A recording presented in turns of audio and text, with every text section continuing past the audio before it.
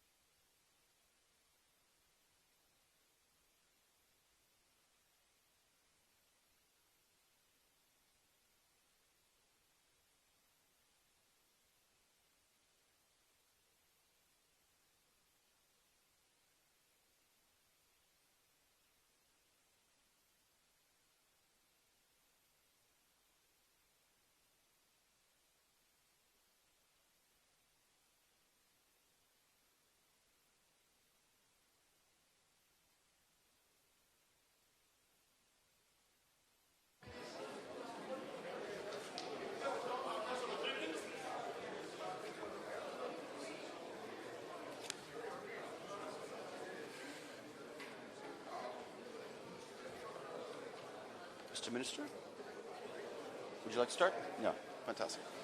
Ladies and gentlemen, if I could please have your attention, please. Our session is going to begin momentarily. If we could kindly ask the room to quiet down and maybe close the doors. If we actually have people at the door, if we could close the door and limit the entry into this room while we're having this session. Thank you very much.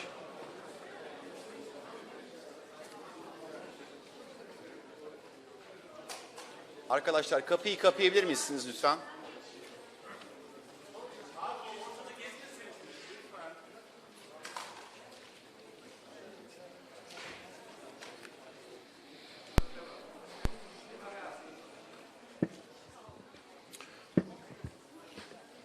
Ladies and gentlemen, I'd like to welcome you all to this edition of ADF Talks. In just a moment, we're going to be having hopefully a very candid discussion, a one-on-one discussion with one of the world's most influential figures in international diplomacy.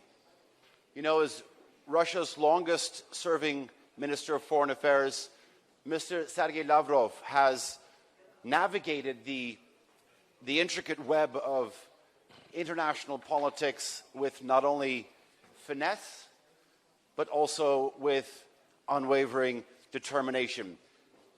I'm hoping that over the next 30 minutes or so, I'll be looking to delve a little bit deeper into some of your personal insights, sir, talk about some pressing issues that our world is facing, and some of the intricacies that have helped shape your unparalleled career. Ladies and gentlemen, please join me in welcoming the Minister of Foreign Affairs for the Russian Federation, Mr. Sergei Lavrov.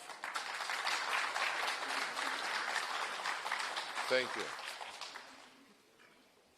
Mr. Lavrov, welcome back to the Antalya Diplomacy Forum. It's good to have you back. It's a pleasure and it's an honor. I'd like to begin by asking you your very broad assessment, something from 30,000 feet, of the current geopolitical situation. We are in a world where the balance of power is changing, the world order is changing, we're seeing the decline of perhaps globalization, a move towards a multipolar world, maybe an increased importance of smaller groups that had previously been neglected. Well, thank you very much for your welcome and for the respect to the emerging multipolarity. I would speak Russian. Okay. Уважаемые дамы и господа, я нажал. It is on, actually. Вот он горит, вот, пожалуйста. Еще что-нибудь сделать? Red light means on. Надо, нет? They believe I am stupid, you know. Уважаемые дамы и господа, во-первых, хочу поблагодарить турецкие власти за приглашение на Антальский форум. Я был здесь 2 года назад. В прошлом году, к сожалению, не удалось нам собраться из-за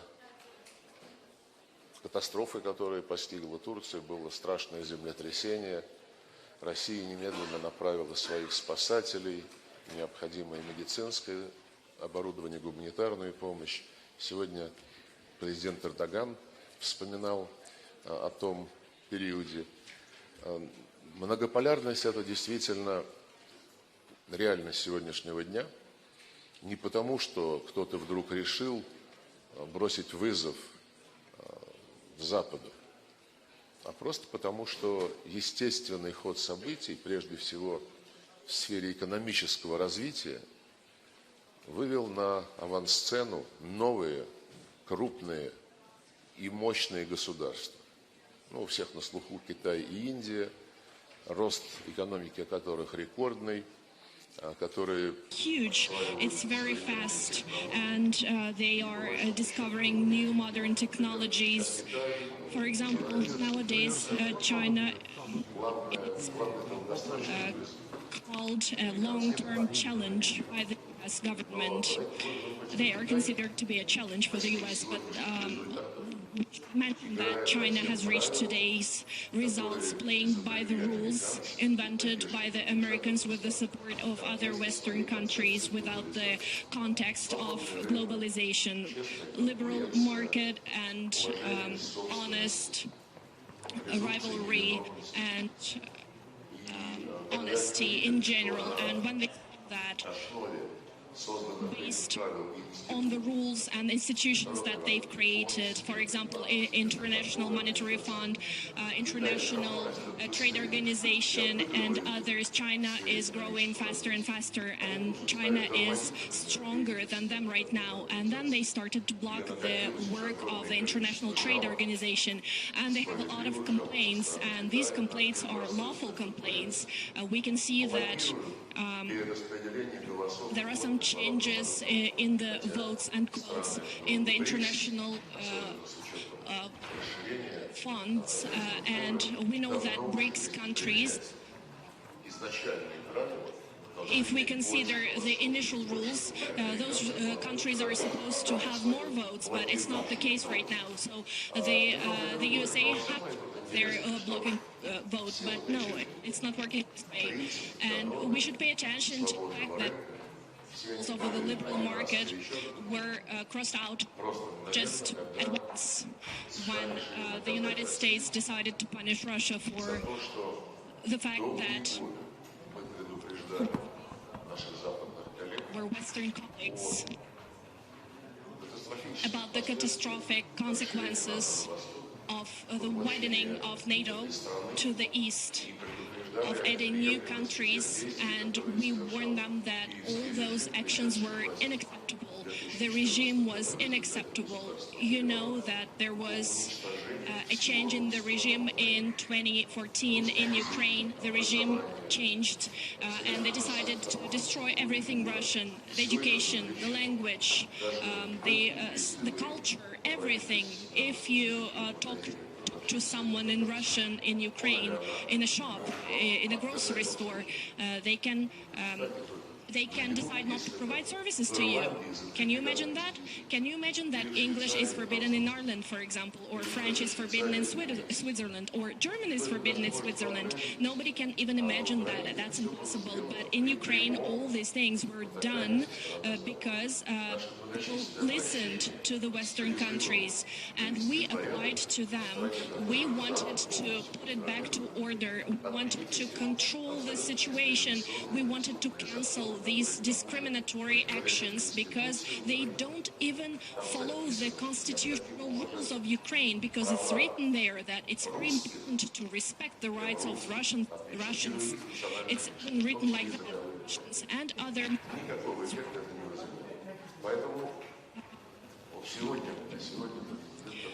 Today, President Erdogan and the Minister of Foreign Affairs of Turkey, esteemed Fidan, said that there is a big crisis in the international rule of law, and the processes are disrupted. And we talked about different examples, but Palestine and Ukraine were the most common examples mentioned during those talks. And you know that all the mess that we can see in the world right now actually exists. All of us know it, but who is to blame here? The UN? I'm not sure. In case of Ukraine, the UN has done its job. And when the parties of the conflict in Donbass, after coup d'etat, and after February 2015, signed an agreement with a guarantee of Germany and France, the Security Council of UN accepted that agreement. They adopted it, they adopted the resolution, and they made it mandatory. And now we know that at the beginning, these agreements, nobody wanted to fulfill them. Everybody used to sign them except for President Putin, but they didn't want to apply them, didn't want to implement them. They just wanted to win time to send a lot of weapons to Ukraine. Those weapons were supposed to be used against Russia, and that was the case. That was true. All the things that you can see now supports the initial plan, and it shows us that there can't be any. They say that we should go to very, we should continue with Russia. That's what they say, and we know that NATO representatives had plans to establish their bases on the Russian culture in the country. Those lands, those fields, those cities where Russians used to live, Russians used to build infrastructure, roads, ports, etc. It's not the fault of the international society, no. The charter looks like an ideal and perfect document for today, but there is a principle of the West. It says that the UN is based on the separate rights of the countries. Can you give me an example of the conflict after the establishment of the UN where the participants of the process were equal? That was never the case. And as you can see, Minsk agreements, resolutions on Ukraine, were also important in this process because the Western countries didn't consider Russia to be the country to be respected. And it was just a time. And a small part of the eastern part of Ukraine would have a right to speak Russian and teach their children in Russian and have their own police force, local police force. And they were supposed to be consulted when prosecutors and judges appointed. That was the initial plan. And it's the same, the things that he wants to provide the same things to Corsica right now. It's even smaller than the autonomy existing in other countries with minorities. If we talk about Palestine, it's very similar. General Assembly of UN Council, the things were all the same, but the decisions were sabotaged, and mostly it was done by the US, and they continued doing the same thing. They stopped working with the international media. Germany and Russia and the UN were among them, and they started launching some secret negotiations which nobody knows anything about. And I'm sure that Palestine will not get a legitimate country, but we will see some like Palestine has been accepted to the UN, for example. It will look a good picture, but status quo won't change. One more example for you. The policy of the US and their allies in Taiwan, they say that they accept united China, but you can describe the relationship with Taiwan with Taiwan as an important country, and so the problem is the basis of the UN. The problem is that the Western countries don't implement the decisions. Sorry for the slight delay, I was just waiting for the translation. Minister Lavrov, you talked about a lot. U.S. policy, NATO expansion eastward, the situation in the United Nations, Macron's comments, the situation in Gaza. We're going to get into all of that. But I specifically want to ask you, because the tone that I seem to have gotten from your opening remarks is it's action-reaction. I want to find out a little bit more where you see Russian foreign policies taking the country. Where do you see it? If you could paint me a picture in 10 years, where is Russia as a result of its foreign policy? In the middle of us.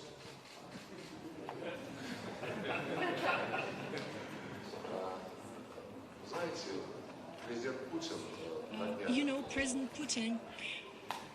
By the way, I think it's in the middle. The answer is in the middle. After the president message to the federal, he explained and reflected our today's philosophy. For many years, the collapse of the USSR, of the Soviet Union, and modern Russia went through its establishment process. We believed in the things that the West promised us. We believed that everything will be okay. We believed that there are no rivals, there are no enemies. We are all in the same boat. We will be honest, work together for the common good. But it turned out that all of that was fiction. There are no equal rights.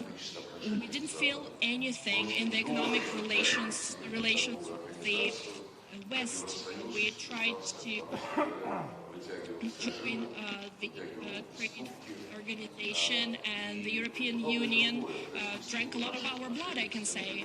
There were a lot of Russia and the European Union because we were very big trade partners. However, all the economic steps, all the steps in were very problematic for us.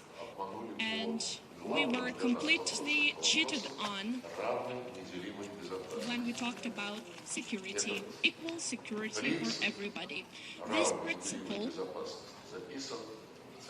is written in a lot of decisions, in a lot of principles of security organization of Europe, OSCE, and since the summit, they talked about this principle, and the principle discussed numerous times on the highest level. And we saw in those principles that no country or a group of countries will try to dominate in the world. So with one hand, they were signing those promises, and with the other hand, they were signing their agreements, opening their territories, and breaking all the principles established in the OSCE. In Ukraine, I think you know how things happened in the country, how the regime changed, and how the regime was established by the U.S., and how they listened to the U.S. 100% the USA. And we know that there are officers, there are British people, there are French people, those people rule the country. We know all about them. And that's the result we have now, because Minsk agreements were not implemented. And when we saw that, when we spotted that, one more time we saw it's impossible to get out of this crisis, that Ukraine turned to be in its eastern parts. Because we used to think that it would have been possible to avoid the negative consequences twice during the period when NATO started widening territories and advancing. But then, let me tell you the dates. It was 2010 and December. During that time, the West rejected our offer. We offered them to apply the agreements, apply the political declaration on the highest level, and they rejected that offer. And we said that our relationship with Ukraine is not your business. So the best thing what can be done is some limitation of the missiles, long-range and middle-range missiles. Maybe we can talk about the limitations on their usage. That was the only thing discussed. Although that organization was the most important place where all those people initially made. That's why this structure, this organization, it doesn't mean anything to us because we can't trust it, we can't rely on it, and the process of consensus is totally disrupted in this organization. Also, we see the people in power who take sides And for many years in Ukraine, there were decisions made to destroy Russian press, Russian culture, Russian education. During all those years, OSCE silent, just like the way they did for dozens of years before that, about Latvia and Estonia, about the non-citizens, ethnic Russians who voted for independence of those countries. They can't become the citizens of those countries. Do you know about that? Now they because they're ethnically Russian, but everybody keeps. And let's say we have an initiative, or let's say the perception of the reality that we see nowadays, the meaning of the cooperation on the participation of the countries, the participants of which are here today, and the basis for this process helps us establish the relationship, for example, between Shanghai Cooperation Organization, ASEAN, SHOS, and others. We see great perspectives here, and we think that, for example, different organizations from Gulf countries, the League of Arab Countries, and other organizations from the Gulf countries can attend this process. Useful for all of us. But if the other countries from the European Union see they're in a deadlock, maybe they will change their mind if they understand that they don't have any responsibility, they don't bear any responsibility, because they actually sacrifice their people, their nation, their citizens to the Ukrainian. Так что евразийская безопасность – это естественный процесс. Тем более, что центр мирового развития сместился в Азиатско-Тихоокеанский регион, прежде всего of the world has moved to the southern and Western Asia. Eurasia is the engine of the development of the world right now. Europe has lost its role. That's the way we see the future. Mr. Lavrov, at the beginning of your answer, you said, of course, Russia is at the middle. I'd like to point out that Turkey is actually, if you open up Google Maps, Turkey is in the center. Но в Турции есть некоторые карты, которые... When you open the map, you say that Turkey is just in its heart. You can see that there are some maps where they use the wrong colors to color Russian Federation, and the parts are wrong. You briefly mentioned the French about 5 minutes ago. I want to ask you about a particular comment made by the French President Emmanuel Macron at the beginning of the week. He said when it comes to the issue of Western troops on the ground in Ukraine, he said, quote, nothing should be off the table, nothing should be ruled out.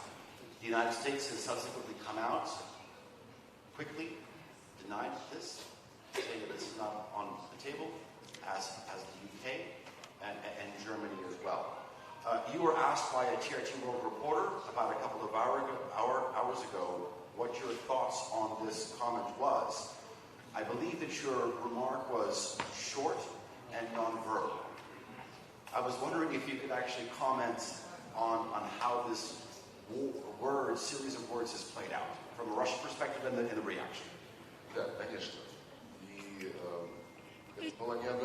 Yes, thank you. Well, I don't think he misspoke. Macron didn't misspeak.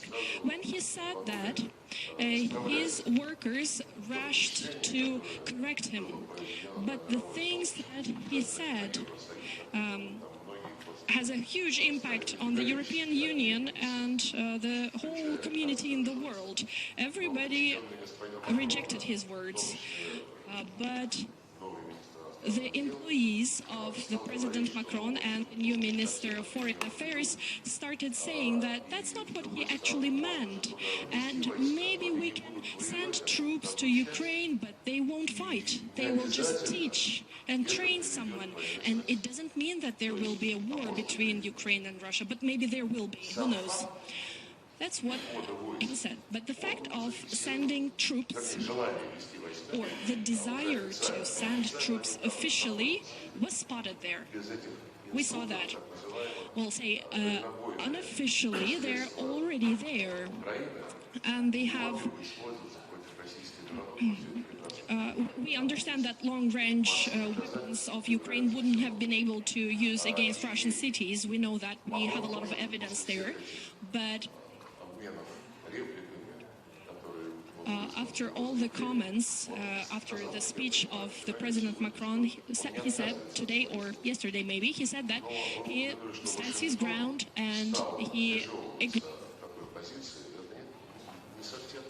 rejected the words you had, I guess. But no, the President said something like we are not going to fight, but Mr. Austin, the Minister of Defense, when he left the hospital, it said that if Ukraine loses to Russia, then NATO will have to fight against Russia. That's what he said, exactly. There is a quote. This is the meaning of the quote. The exact meaning is this.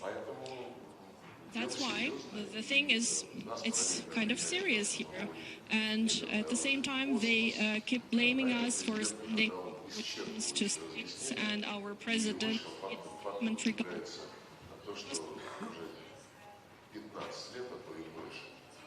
even more. In Geneva, on the table, there is a joint project between Russia and China. It's an agreement about stopping weaponizing the space. It's forbidden to send weapons to the space, but the Americans block it. And then they started blaming us for that. And this is a very old game. When they wanted to cancel the agreement of anti-missile protection, then President Bush said, we have to fight against Iran and the North Korea. They have very scary weapons, which are a big threat to us, but that was a big mistake. But when they needed to cancel the agreement of medium-range and long-range weapons, they just did. But before doing that, they blamed us. And they said, you have those weapons already. And President Putin sent his statement to all the NATO members, and he said that it's in Kaliningrad. They said that it's in Kaliningrad Oblast, and Putin made a statement and invited all the NATO members and suggested that they send the experts to Kaliningrad Oblast to inspect what we have there. And he asked them to return the favor and allow our experts to visit Poland and Romania, where the American anti-missile systems were established, and they could be used against Russia, because those ones are also included in the mentioned agreement. So the NATO members didn't even want to talk about that. They said, no, you're breaking the rules, you're violating the agreement, we don't need to check anything, we know we are right. Well, so before canceling that agreement, they just said that Russia violated it first, although that was not the fact. And the main people who violated that were from the Western countries. So I think that the Americans are trying to find some reasons to use their weapons in the space. Anyway, our president made a statement, and he said that it was stupid. That's exactly what he said. And people who blame us for those military actions need to understand their responsibility, need to understand the population of the countries, the nations, understand what their presidents talk about. The presidents they vote for, by the way. You made a statement of if Ukraine loses this war, then NATO will have to fight Russia. Earlier in the week, we have marked the second anniversary of what Russia has been calling a special military operation in Ukraine. When you look at the West's perspective, it is on the complete opposite end of that spectrum, saying that Russia has illegally invaded, blatantly disregarded the national sovereignty of a neighboring country. You know, at the beginning of this conflict, Russia had certain grievances and it had some certain objectives. NATO expansion towards the east obviously being one of them. And also the denazification of certain elements within Ukraine. But when you look at sort of some of the results of Russia's actions, NATO borders with Russia has increased by 1,300 kilometers, sir. I'm wondering what the end game for Russia is in Ukraine. First of all, let's talk about the comment of Austin, which you started with. I just want to draw your attention to that. He said that if Ukraine loses to Russia, NATO will have to fight against Russia. That's what he said. I think it was on his mind. Because before that, people used to say, we can't allow Ukraine to lose because Putin will not stop and he will move forward, he will advance to Finland and Baltic countries and Poland. There was Austin's statement, but according to his statement, it's the thing. Because we don't have plans, we can't have them. Americans have those plans because they feel that they're losing Europe. For now, Europe looks like a victim in their policy of pulling Ukraine into NATO. And all the expenditures were moved to Europe. People's life quality is dropping, and the energy prices went up significantly. Although it wouldn't have happened if the Americans hadn't exploded the Nord Stream. So all this idea with Ukraine is not only against Russia. I think there was another purpose as well. They didn't want Europe to become a very strong rival, and they got what they wanted because Europe is not the rival anymore. All the industry, all the business is moving to the US. The conditions are way better there, and the energy is cheaper. That's why we should think about this as well. About the reasons of the current events, you know, those people who mentioned this idea, all the discussions, the idea about the fact that Russia annexed consequence of cancellation culture.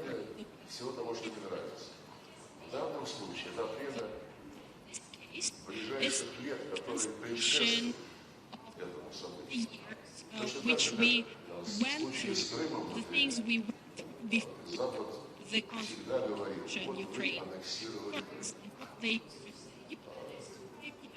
The Western countries said that on March 15, 2014. The history changed. They don't want to talk about the fact that there was a change in regime, and it happened on the next day when the opposition and the former president Yanukovych signed the documents on the regulation of faster elections and establishment of the special government before the elections. Remember that. And there are signatures of Poland, France, and Germany as the guarantor countries. And the following morning, there was a huge change in the regime. the opposition got a bill and the person, one of the people went to Maidan, he later became the prime minister. So he said, congratulate us, we are creating the government of winners. Before that, they were going to prepare for the elections, create the national government, and now he's saying that this is the government of winners. Can you see the difference between those names? And then they said that they will cancel Russian language in Ukraine. But in Crimea, nobody ever spoke. It was the main language for them. And they sent troops to Crimea to attack the parliament building. Of that peninsula said that we can't move forward with you. It's not going to work. We'll live without you. They didn't attack anyone. The troops that came announced them to be terrorists and started attacking them. They burned 48 people alive if they did so. They used war equipment to bombard Lugansk and other cities. All of these things were social media, were on TV as well. But everybody forgets about this part of history, especially the Western countries. They avoid it, they don't mention it. These are the events which led to the referendum in Crimea. They forget about the Minsk agreements, they forget about how they launched their operation, and then they said, please allow us to establish peace here. And then there were Minsk agreements. And then the signatories said that that was a trick. Actually, it wasn't to send weapons to Ukraine, as I mentioned before. So all these things which happened before the major events are very fast forgotten, and nobody wants to mention them, although they were the reasons. And after 2014, we started talking to the French, the German, and say, guys, your ministers promised us to implement the regulation agreement, but the opposition cancelled it out. Please have an impact on them. Make them implement what they promised. Because we talked about the elections which were supposed to happen in 5 or 6 months. And they answered, the French and the German answered, of course, yes, we had an agreement, it was okay, I guess, not bad. But you understand, democracy sometimes can be flexible. You can face some unexpected things in democracy. For example, sometimes you have to kill people. I guess that's the example of flexibility that they mentioned. And that agreement was not used anymore because they didn't want to implement it. And I would like to add one more thing. Ms. Meloni, the Minister of Canada, the Minister of Foreign Affairs in Canada, said that if Russia didn't invade Ukraine, Hamas on the 7th of October last year wouldn't have attacked Israel. That's what she said. That's her quote. Look at that. I've heard a lot about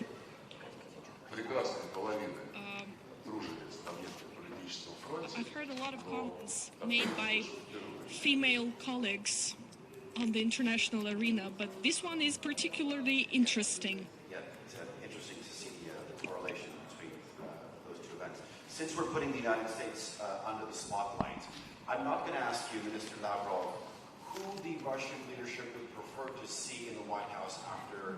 I'm not going to ask you that. I'm not going to ask you that. But I will ask you, in light of some of the comments we've actually heard from Donald Trump, he said that if I were president, the war in Ukraine would end in 24 hours.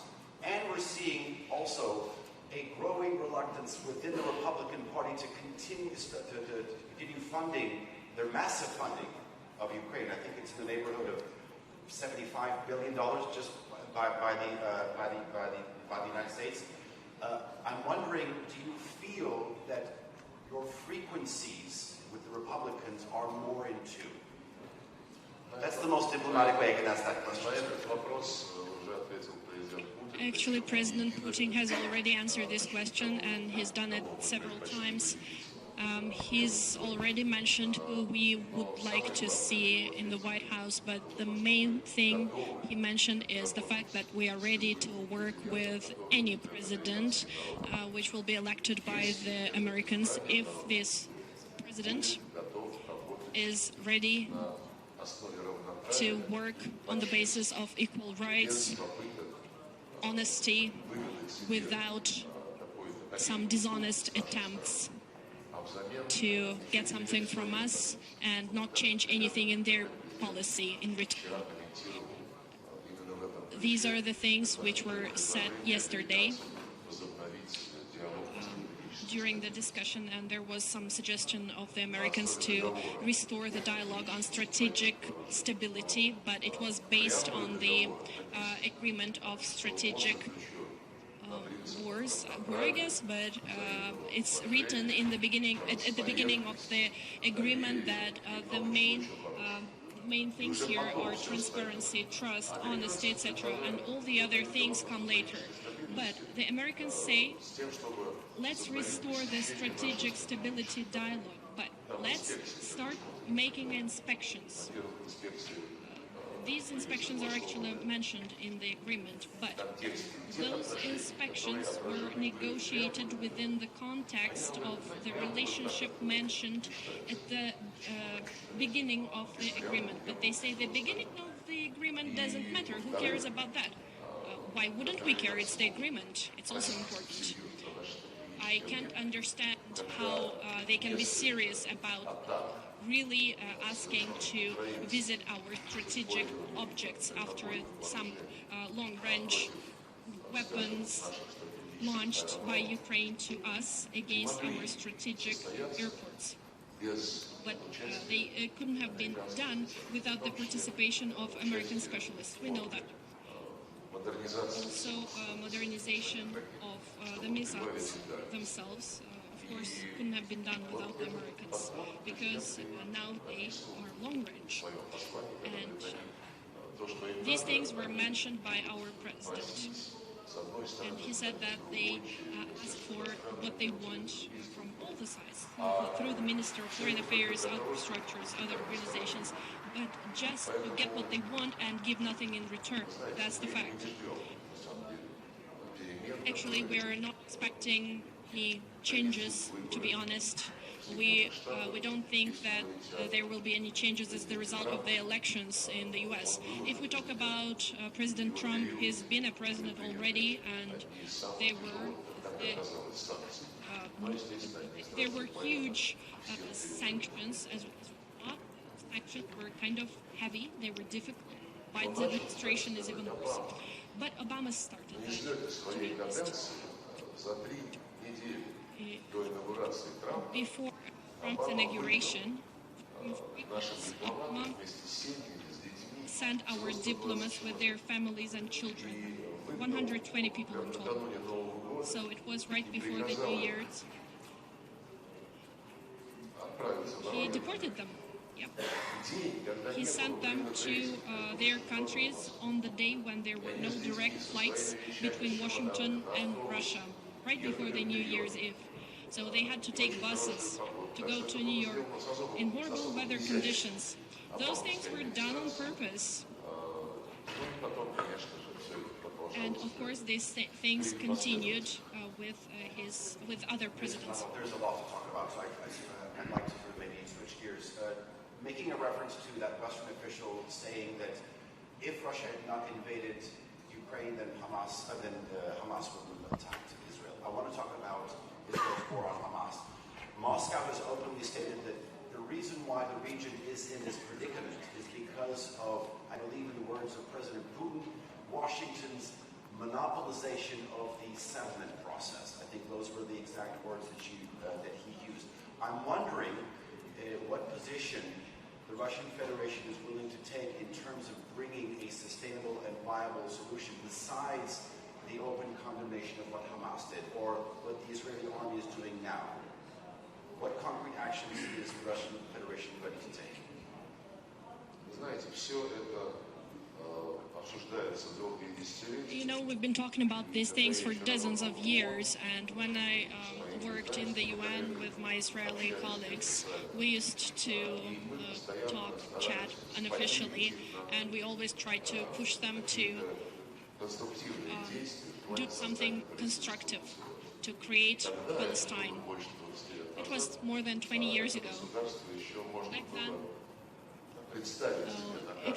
it could be possible to imagine this country on the map. However, now there is no life spot there, even on the western coast.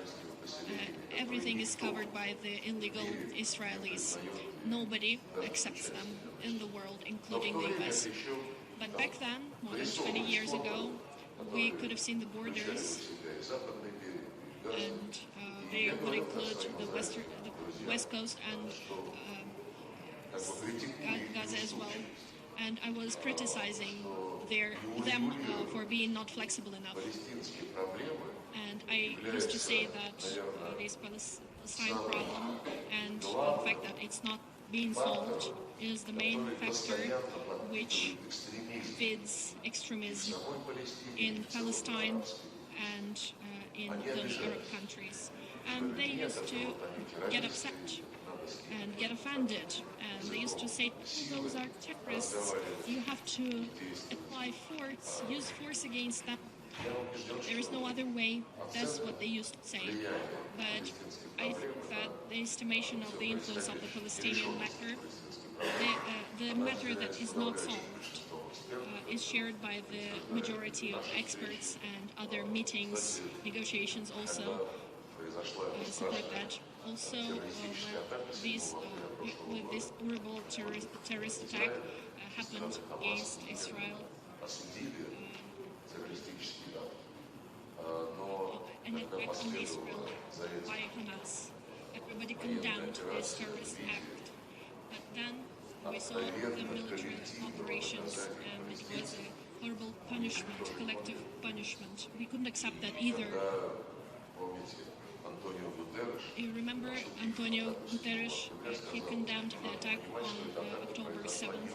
He said that you should understand that this attack didn't happen in the vacuum. And this is what we see now. And how did the Israeli representative in the UN react? He said that Guterres should be fired, the UN should be shut down. That's what he said. It gave me the feeling that he felt that he is not guilty. He is not the one to blame. He did nothing wrong. That's what he thought. And now the Netanyahu government members started the war or operation.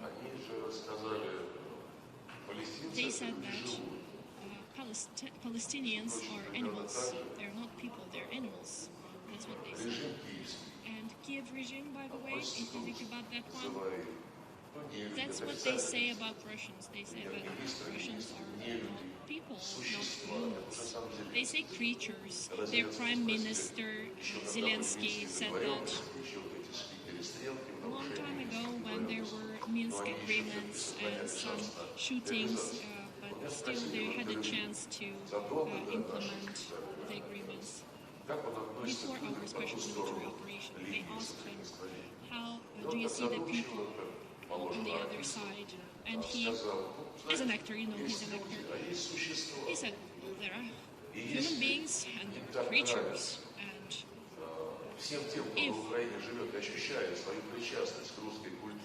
if people who live in Ukraine feel that they have some connection with the Russian culture, get out of Ukraine for the sake of your future, for the sake of the future of your children. Go to Russia and get out of Ukraine. That's what he said. And there was the same statement about Palestinians, calling them animals. And a lot of international politicians wanted Israelis to adapt their operation and change it a little bit because there were a lot of civilians in the country. And he said there are no civilians.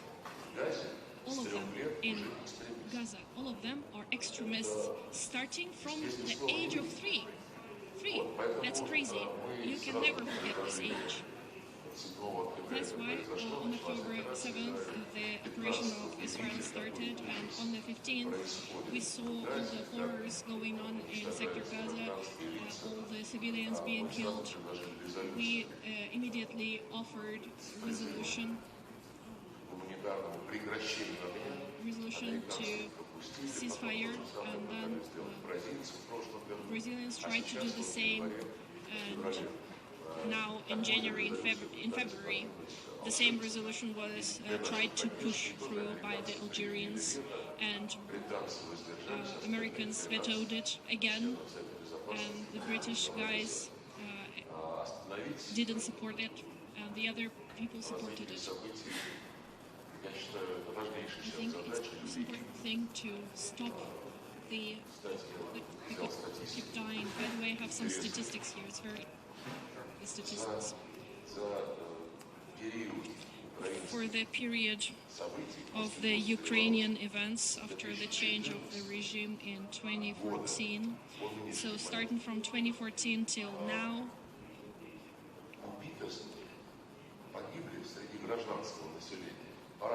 if we talk about the civilians, according to different estimations, according to the UN estimations, approximately 13.5 or 16.5 thousand people were killed. In less than 5 months of the conflict in Gaza, 30,000 people were killed. In Ukraine, there are approximately 17 or 27% of wounded, injured people for 10 years. But in 5 months in Gaza, there are 70,000 injured people in Gaza.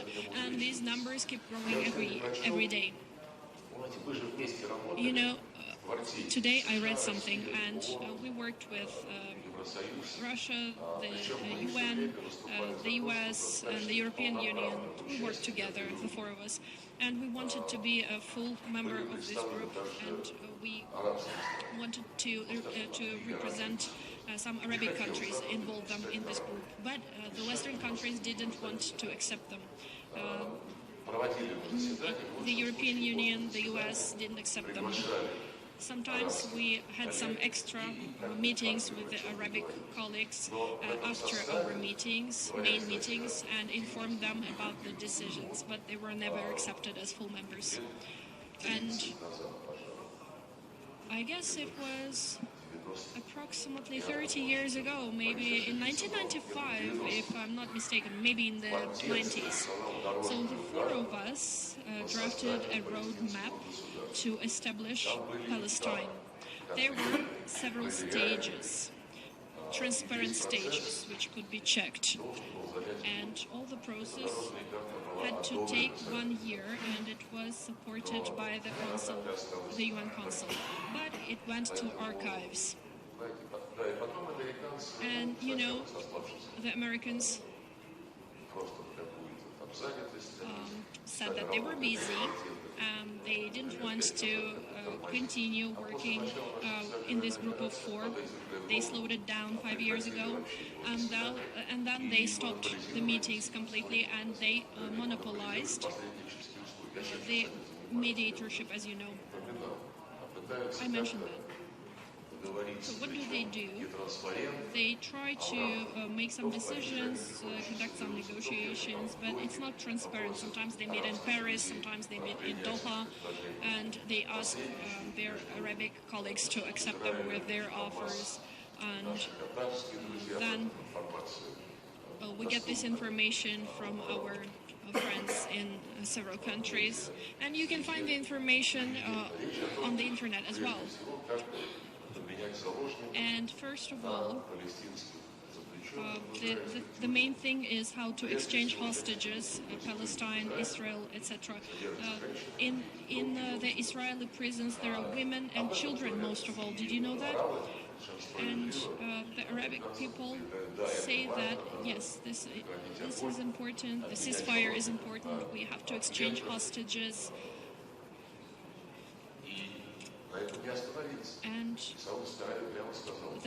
And the Kingdom of Saudi Arabia said that we won't invest money in Gaza restoration because there is no life spot left there.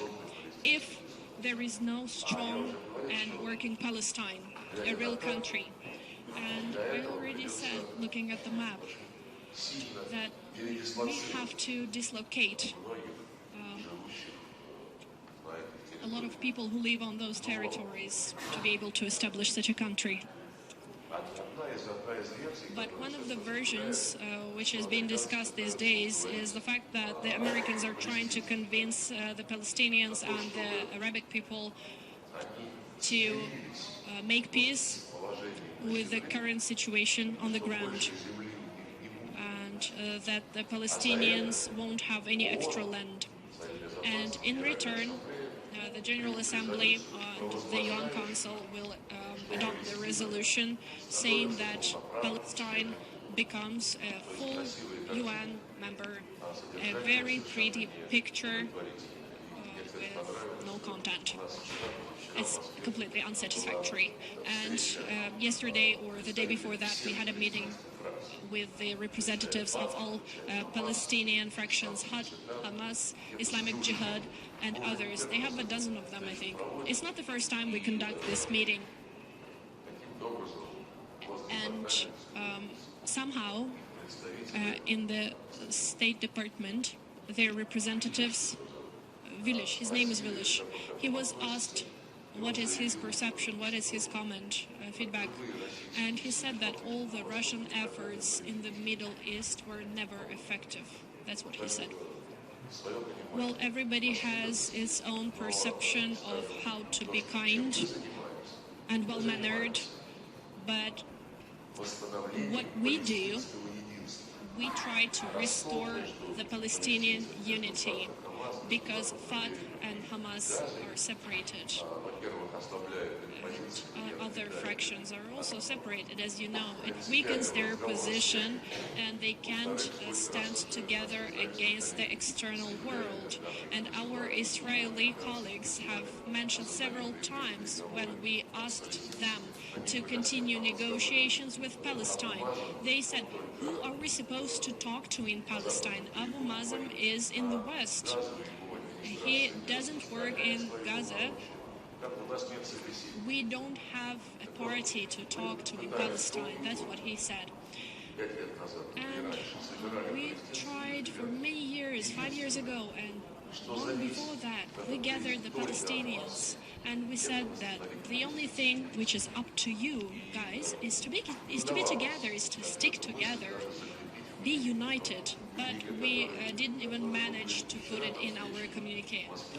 But the things which were discussed yesterday in Moscow were put in the official document, first of all. They mentioned that they were ready to respect the platform of the Organization of Liberation of Palestine. That's what they said. And even if it's not a motto for them, at least it will be a rule that they can follow to unite and stand together against the world. Mr. Lavrov, I have one final question. I've been told by the organizers that we have to wrap up. Since the majority of what you said revolved around your time in the United Nations, you mentioned Antonio Guterres, you even talked about the adoption of a particular resolution. My question to you, sir, is given the amount of multiple and successive resolutions that have been vetoed at the Security Council, whether it is the United States when it comes to a ceasefire in Gaza, also Russia's veto when it comes to Ukraine resolutions, it seems to me, as a person from the very outside, that we are becoming increasingly dysfunctional. You talked about we have to become united, but we are not united at the United Nations. In 90 seconds, if I could from you, sir, as a seasoned diplomat, what do you want to see changed at this world body? Должны просто наши западные коллеги отказаться от колониального мышления, отказаться от инициатив других, отказаться от исповедования высокомерных, по большому счету, российских подходов к международным отношениям. И мы упомянули наши вето против. Well, look at the approach of Russia in this. Yes, we have been vetoing some anti-Russia resolution, but none of them are actually legal.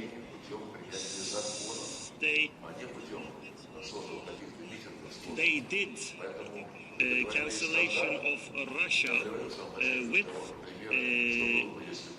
legislations. I have already mentioned this.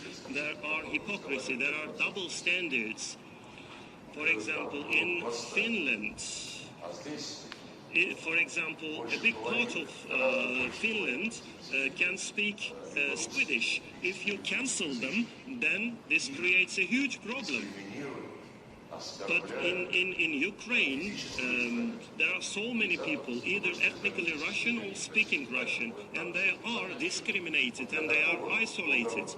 And therefore, the Western countries are now blaming Russia. And for this, we really implement veto. But when it comes to the Palestinians, when we say that don't kill Palestinians, they do veto and they say stop. They can continue to kill Palestinians. Mr. Lavrov, thank you very much. I know that we have one question from the audience. Andrei? Can you get a microphone, please?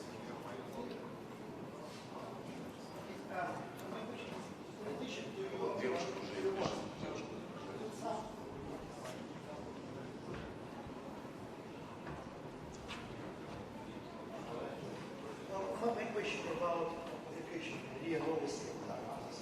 about conversation between German officers about how they will be keep Crimea region, so on. Can you comment on this? Да, я сегодня тоже прочел то, что было выложено в соцсети и что было анонсировано утром Маргаритой Симонян со ссылкой на соответствующие источники. Вы знаете, конечно, Actually, it was reference to relevant resources. On one hand, it is interesting. On the other hand, it is not. In the previous part, I have already expressed this.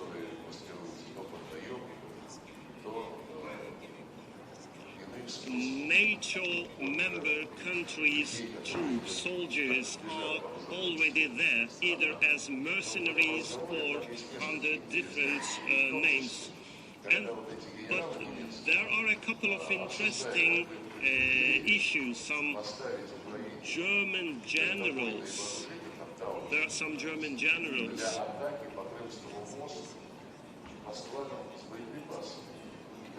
they actually think about how to be smarter, how they can provide type systems to Ukraine. The British or the Americans are already there, and there was this conversation: can we place the anti-missile systems in Ukraine without physically being there? And one of the generals said we can do it. And actually they know what they are talking about. And they say that there are civilians. I don't know how to express this, but so they are doing some things very obviously. I don't know how they can explain this to their own citizens. I'm going to call it that because right now it's unverifiable, but they're actually quite explosive. And just, excuse me? Yeah, it is. Thank you very much. We have one final question. Yes. Your Excellency, given the Congress of Deputies request, Your Excellency, given the Congress of Deputies request in Transnistria for assistance from Russia, What can we expect from Russia in terms of leadership to make sure this doesn't inflame into another request for annexation or further conflict? Вы знаете, наверное, вопрос нужно адресовать тем, кто послужил причиной такого заявления Приднестровского парламента. Actually, what is the motivation for such a declaration? That parliament, the regime in Chisinau, is actually busy with doing what Kiev regime is doing. They are isolating Russian elements, and along with Ukrainians, they are making pressures on that part, and people are living there under pressure for a long time after the dissolution of the Soviet Union, and these people did not have any chance to go anywhere. I believe 200,000 people, they have Russian passports, and we have reacted against this, and we made a call to the Chisinau regime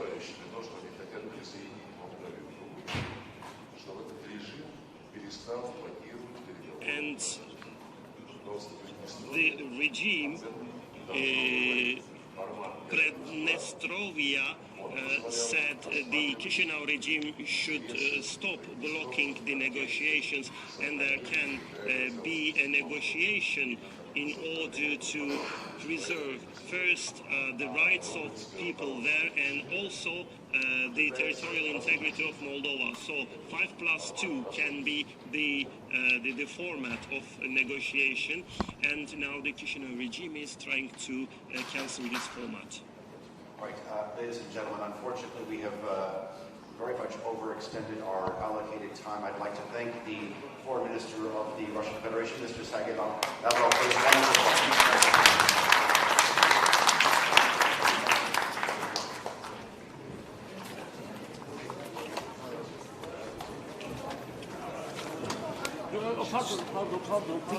Иван, дайте что-нибудь.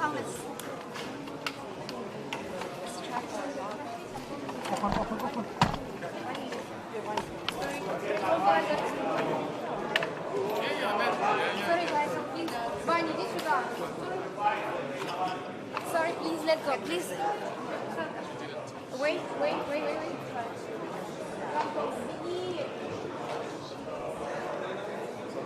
Hi.